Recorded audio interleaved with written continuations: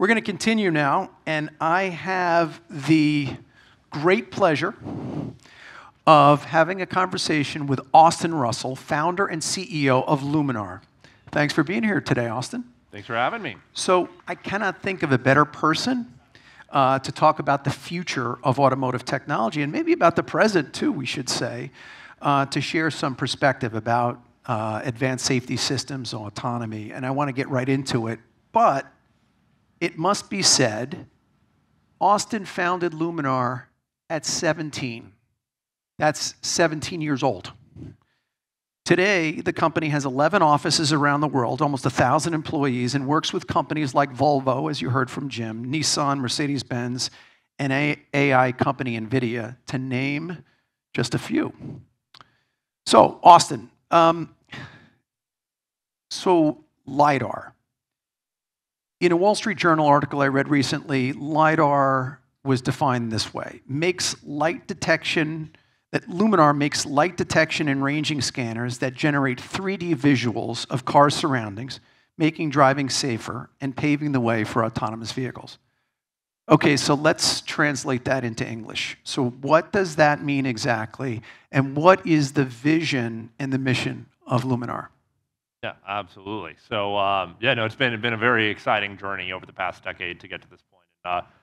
Great hearing some fantastic words from Volvo and the NTSB chair about what we can do together to make this all happen. So as it relates to Luminar and LiDAR, as you're saying, LiDAR stands for light detection and ranging. It's a technology that can enable you to clearly see and understand everything around you in 3D using these laser systems and technologies that we developed to be able to get this centimeter level precision understanding of exactly where everything is from a ground truth perspective. And part of this whole point of this technology is that it's able to ultimately enable cars to be able to avoid accidents and collisions in situations that you wouldn't normally be able to, and ultimately also enable autonomous driving capabilities on these cars at the same time. So it's been a fantastic journey, and the overall mission is to be able to have the opportunity to be able to save lives and make safe transportation accessible and available to everyone. So that's what we're driving through to be able to make happen. And the goal is that we can have this capability. It's starting off on with some of these pioneering automakers like with Volvo, and just as they pioneered other safety technologies, and then subsequently Mercedes, for example, who we also see on the list here. But the ultimate goal is to be able to make it accessible for everyone and standardized across the industry, such that every car, every person can have this next generation safety capability and collision avoidance capability on their cars. So LiDAR has been around for a while. It's been around a lot longer than you've been around, and maybe even I've been around. So 50 years or so. Other sectors, maybe aerospace, agriculture. So why are we only recently seeing it in vehicles? What has happened between then and now? Yeah, if you take a look at the past couple of decades there too, I mean, we've really had an opportunity to completely transform that LiDAR landscape. As you said, it's not fundamentally new. I mean, the LiDAR as a concept itself has been around for over 50 years, but in some of those systems that you're talking about, like in aerospace applications, I mean, you're talking about $1 million LiDAR systems. And what we've been able to do is be able to get both significantly increase the performance of these systems, but then also bring it down from what was historically like $1 million system down to $1,000, of something that's cleanly and seamlessly integrated, into a car. So literally like, 1,000x, difference in terms of cost and capability. So that it makes all the difference in terms of being able to actually get out into consumers' hands, which of course is very important to have it be affordable. But at the same time, from a capability standpoint, it's continued to improve. And this is where we're able to show how you can clearly see out almost anything out to 250 meters and even a max range past 500 meters, which is more than enough to be able to come to a safe stop. It's about 250 meters, about 7.5 seconds ahead at highway speeds. So if it sees anything up ahead, then you can come to a safe stop or solve for those other kinds of scenarios of collisions where, if it's cars veering off into a different lane and potentially, seeing something head on, whatever it may be. And the same thing, it's not just during the day where a lot of these tests are historically done for safety systems, but also at night. Right. And ultimately, a huge portion of the overall accidents, happen at night, and the majority not during perfect daylight conditions. So as a result, what ends up happening is that we have an opportunity to directly improve these safety systems for nighttime capability, which I know sounds kind of basic, but it doesn't really exist today, and that's absolutely critical for everyone. Yeah. So let's get into that a little bit. So we have advanced safety systems in vehicles today. We've got camera-based systems, we have radar-based systems, and so talk a little bit more about that. So you've got different types of sensing capabilities, right? And they do different things: cameras, radar, and LiDAR, right? Yep, absolutely. And and that's where historically there's been camera and radar systems developments that have really become more and more sophisticated over the course of the past couple of decades here, which has been fantastic, and they're continuing to improve. There's certain fundamental limitations, though, and this is where you start to see this huge step function jump in capability when you integrate the LiDAR system into play, because the whole point is with cameras and radars, it can be very good for getting a rough understanding of what's going on, but it's all about getting a very high degree of accuracy without false positives and false negatives, et cetera. Because when it comes to safety and when it comes to autonomy, it's all about that last 1% in terms of safety. If it's 99%, it works 99% of the time.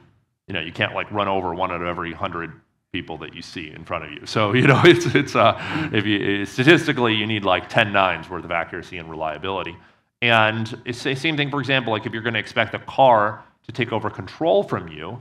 We all experience false positive events when driving cars. I'm sure at some point you've had it take over when you didn't want to. But if you're talking about more extreme maneuvers like full AEB or even evasive maneuvering, you need to be really confident that you're going to be safe at the end. Otherwise, you could end up causing a different accident altogether, and sometimes that already happens. So that's where it's absolutely critical to have that ground truth accuracy that the LiDAR gives, and taking it to the next level. And again, there's great companies like what Mobileye has done, to be able to help pioneer better ADAS.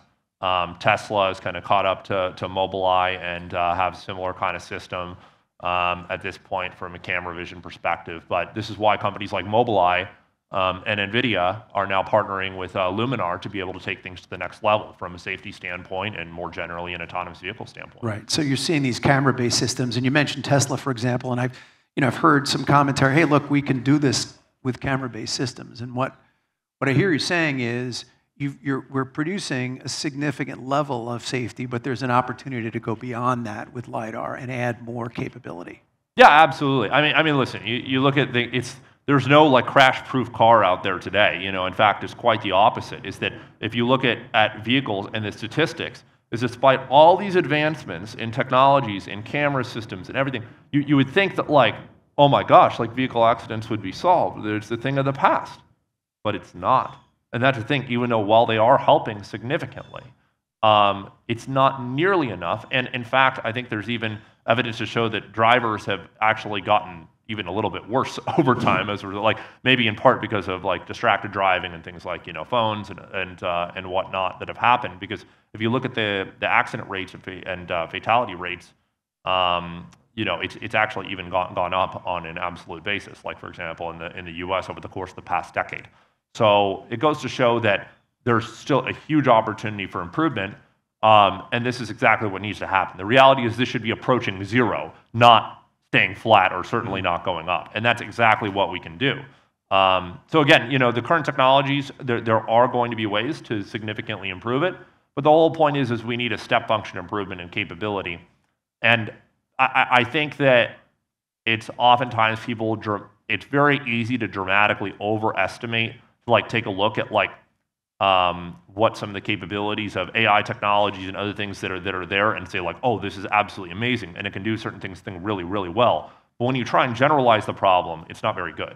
So this is the whole point of where you really have to have a clear understanding of the environment. And this is when we apply both the hardware technology as well as our AI software together to be able to have that ground truth understanding of everything going on and confidently. Yeah, I want to talk about use cases a little bit. When I first started seeing LiDAR and learning about LiDAR, what I was looking at is these vehicles with these big sensing, they looked like cans or buckets, with things spinning around in them, and they were surrounding the vehicle. And these were highly automated vehicles. They were level 4 vehicles, level 5 vehicles. For those of you scoring at home, these are vehicles that can drive themselves completely within a specific domain or even beyond. But what I hear you talking about is also the application of LiDAR to what we would call advanced driver assistance systems, right? So systems that help the driver be better drivers. So talk about, talk about how LiDAR might be applied in both of those use cases. So a robo-taxi context in San Francisco and a vehicle somebody might demonstrate here today or experience today in the demonstration. Yep, absolutely. So, and I think, fortunately, gone are the days of what the spinning, Kentucky Fried Chicken bucket-like, sensors out on the roof of these cars. And, we've really been able to help transform the industry by getting this very, very cleanly integrated and designed sensor. And again, part of this is bringing these, $100,000 roof rack systems and a supercomputer in the trunk down to something that can be cleanly integrated into a vehicle. And that's where you see some incredible examples, with like I said, with folks like Volvo and what they've done and already publicly released, and with Mercedes here. You could actually take a look, by the way, just down the road here, afterwards, you can see some of the Luminar technology integrated into, some different vehicles out there, and be able to check it out in terms of some of the capabilities. But it's very, very important to be able to, see the advancement of this whole roadmap and technology altogether and what it can do. And there's really, as you pointed out, two categories of areas of application. One is around existing production vehicles of substantially increasing the safety and enabling autonomy in more limited use cases. And then you have the robotaxi side, which is more about replacing drivers, altogether. And that's something that's a great application for all of this. It's something that we really bet big, and which was very, very bold and controversial at the time, to be able to go all in on production consumer vehicles. Funny because now everybody's pivoting towards that, to be able to work at that, because it turns out, and part of my whole bet is just building fully autonomous vehicles to replace drivers altogether. It's just very, very hard and way harder than people think. So if you think it's hard, it must be really hard. Yeah, yeah, exactly.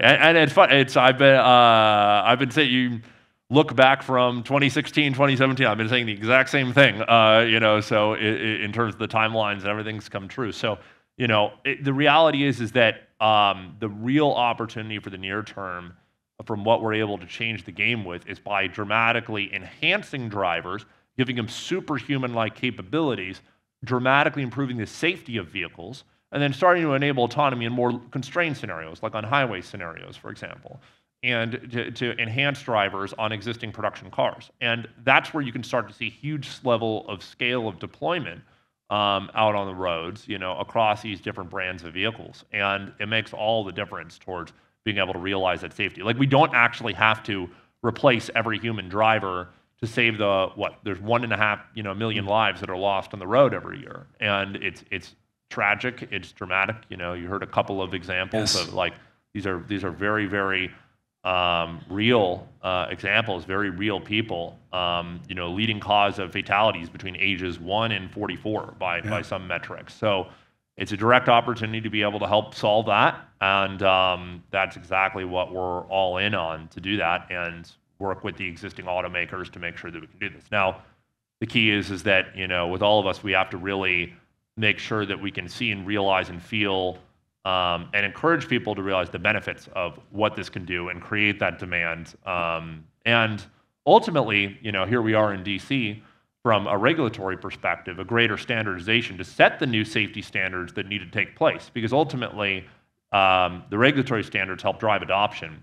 And this is something that I think the U.S. did an incredible job in, some time ago when we, started creating the foundation for these NCAP standards. Over the course of the past couple of decades, I think that, it leaves some to be desired in terms of the opportunity, to not just catch up to Europe and China and everything for standards, but actually to be able to leapfrog it, set the new bar for safety, Right. so we can save lives in the U.S. and around the world. Yeah, you make a really good point about NCAP, right? I mean, there's an opportunity to use a really important consumer education and awareness tool more effectively as it relates to advanced standards. The idea of business use cases. I just want to come back to that. But what I hear you saying there, though, is there's an opportunity for scale as well as safety, right? By Absolutely. looking at both of those things. And I was in San Francisco recently.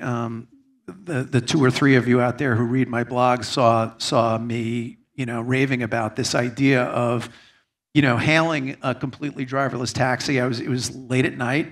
I left my hotel. I got on this thing, and I set a destination, and it took me where I was going, and I was having fun. So 2 minutes before I got to my destination, I put another destination in. Took me there 2 minutes before. So I drove around in this thing for like 2 hours. Nice. And I'm sure I was making people who were waiting for the car angry, but like I was really sort of enjoying this opportunity to sort of see how this technology works. But you're right. So right now that's limited and it's expanding, but you have an opportunity now through ADAS systems to drive more technology and more adoption. But I want to just probe that a little bit more. So Volvo, Mercedes, how do we then democratize, right? So we often see advanced technology come into the fleet, at higher price points in premium vehicles and luxury vehicles, where at a point where the technology is new and costly. And so, are we on a similar journey with LiDAR? Is that how we should expect it to come into the fleet? Camera and radar-based systems, and then LiDAR at the premium level, and then over time it democratizes?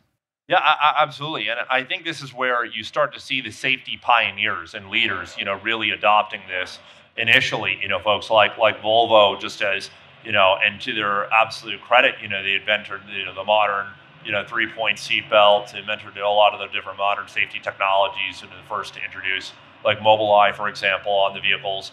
And that's happening, all over again with Luminar. And, like I said, this can set a new safety benchmark overall for the industry with Volvo. So it'll be absolutely fantastic. But, we start to see the adoption, you have the largest luxury automaker here, with Mercedes. But then I think, even just like the perfect example, and the other automakers that, see here, like Nissan, is that's where you can start to have it go more mainstream.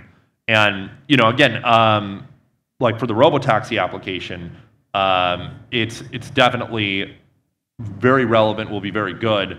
But when it comes to the production consumer vehicle side, I mean, there's $4.5 trillion worth of cars sold every year. There's a massive existing industry that we're able to already start to impact and get rolled out with, like nothing else. So. Like in the case of Nissan, their CEO had stated that they want to target standardization of this technology, with us by across their lineup by the end of the decade. So there's a pretty clear and direct opportunity to seize not just for the high-end vehicles, but actually make safety and real safety accessible to everyone, and that's the goal. And I think what's also very clear is that from an economic standpoint, as turns out, these vehicle fatalities and crashes and everything, it's not just, it's incredibly tragic, and there should be an opportunity that everybody can have to be able to improve that. But there's also, there's real economics behind that. Turns out, crashes are expensive, dying is expensive, and to the extent that automakers, which they always do, they inevitably take these factors into account, in their calculations. And the reality that where it ends up is that you can end up saving significantly from an insurance standpoint over a longer period of time when you actually have a dramatically safer vehicle, because fewer accidents translates to lower costs associated with this, and why we've even started to get into that game to kind of work with folks like Swiss Re, the largest reinsurance provider in the world, to be able to provide that data and work with the insurance companies to be able to have significantly lower rates. So. It'd be very interesting to see how that insurance business model develops with this type of technology. I want to ask you one last question. It really, words I've heard you say, you've talked about saving 100 million lives and 100 trillion hours over the next 100 years. So I love that. And, so how should policymakers and automakers think about using LiDAR to eliminate crashes for good? Yeah, absolutely. And yeah, we set this big, bold vision that I think it's actually really important to be able to take a very long-term look at this. So you take this like 100-year look of saving 100 million lives and 100 trillion hours of people's time. And it's totally possible if we're able to solve for the majority of vehicle accidents over the course of the next century. That's the impact that you can have. I mean, it's just absolutely massive. I mean, you think about that. That's what, like a third of the U.S. population if you add it up. Obviously, it's at a global scale, but it's absolutely incredible what we can do when we scale this successfully. And I think that's really the thing for Washington here is to have an opportunity to be able to set the new safety standard for the industry and for the world, for that matter, on what is required and how we can directly have the opportunity to save lives. I mean, there's dramatic actions that are taken for a less than a fraction of a % of that kind of impact that we can have. And so the opportunity is very clearly ahead of us. And to have the opportunity to standardize this technology, across the board would just make such an incredible difference. And I think this really is this mission-driven problem. I mean, it really transcends, even Luminar altogether and blades into the mission of what, our partner automakers are trying to be able to do. And a huge thank you as well. A fantastic, almost I think like a round of applause from the automakers that are leading the charge here on this for safety for folks like Volvo. So, thank you to you guys. Seriously, it's great to see that happen. And I think we want to see the same kind of leadership that the U.S. had, 20 years or so ago when they first set the standards for U.S. NCAP of how we can up-level this. And there is some, new regulatory frameworks in the works to be able to have a huge step up, which is fantastic. The key is that, we just need to make sure that this sees through the finish line and is able to actually help make that huge impact and difference altogether for everyone. So because that in and of itself can even further accelerate the adoption of all of this towards saving that 100 million lives. Yeah, it's amazing. You mentioned sort of, Volvo and Mercedes and all the other car companies here today are taking significant actions with regard to safety. Those are two you're working with. It's really this ecosystem, though, isn't it? Right? That's your point, right? The idea of bringing, the entire industry together, innovators building and designing cars, technology innovators, and that's really what this showcase is about. So I want to thank you for your time. I want to thank you for your leadership and your perspective today. Austin Russell. Thank you. And thank you for everything you're doing for this industry. It's absolutely incredible. Appreciate that.